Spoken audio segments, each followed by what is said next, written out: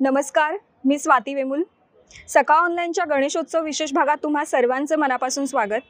गणेशोत्सव अवघ्या काही दिवसांवर येऊन ठेपला आहे आणि गणेश कार्यशाळांमध्ये गणपतीची मूर्ती घडवताना किंवा तिला सजवताना पाहणं म्हणजे भक्तांसाठी एक पर्वणीच असते.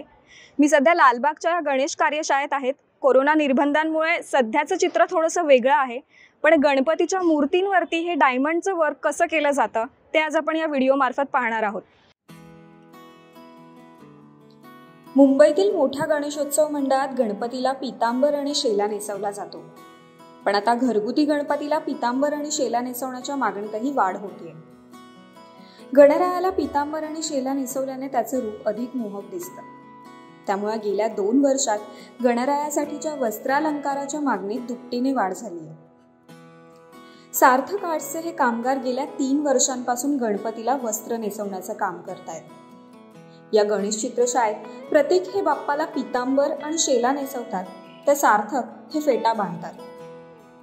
2019 पासून त्यांनी या कामाला सुरुवात केली आहे. त्यानंतर हळूहळू त्यांच्या या कौशल्याला लोकांकडून मागणी येत गेली.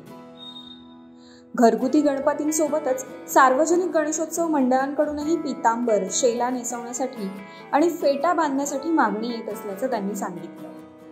गेली 4 वर्ष झाली मी गणपतीला पितांबर नेसवायचं काम करतोय लालबागमध्ये. चेंबूरमध्ये पण सध्या माझं काम चालू आहे. आणि श्री आर्ट्स आणि अतुल सागर आर्ट्स आणि सिद्धी वल्लभ आर्ट्स यांच्याकडे सध्या माझी कामं चालू आहे. वर्षभर माझं हे सुरू असतं. फेब्रुवारीच्या एंडिंगपासून ते गणपतीच्या विसर्जनाच्या इथपर्यंत माझं काम असतं. तसं काही शिकावं जास्त लागलेलं नाही आहे. माझा सर्वप्रथम गुरु म्हणजे सूरज. त्यांनी मला वाट दाखवली ह्याच्यामध्ये. त्यांनी म्हणजे मला लहानपणापासूनच ही आवड होती. ती आवड बघून मला सूरजनी त्याच्याजवळ घेऊन मला हे काम शिकवलेलं आहे. आणि आज 4 वर्ष झाली मी त्यासोबत काम करते.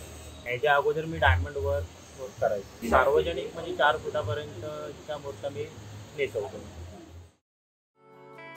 पितांबर, शेला आणि फेटा हे गणपतीचे विसर्जन होईपर्यंत टिकवण्यासाठी डिंकाने ते मूर्तीवर चिटकवून नेसवलं जातं. यामध्ये विविध प्रकारच्या कपड्यांचा वापर करून त्याला जरीची किनार जोडली जाते.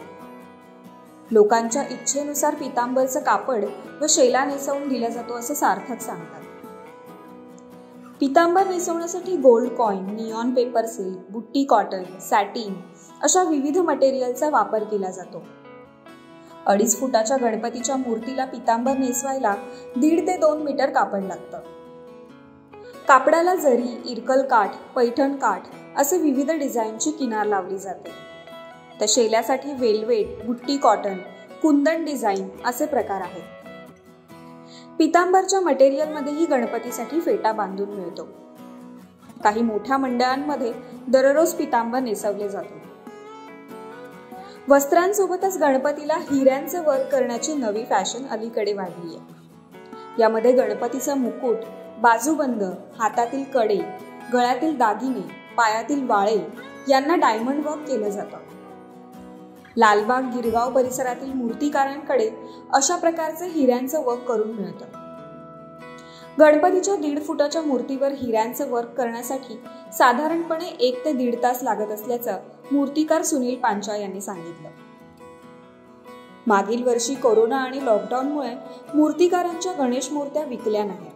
परिणामी मूर्तिकार कारागिरांना याचा मोठा आर्थिक फटका बसला. मात्र यावर्षी पुन्हा जोमाने कामाला लागल्याचं पांचा यांनी सांगितलं.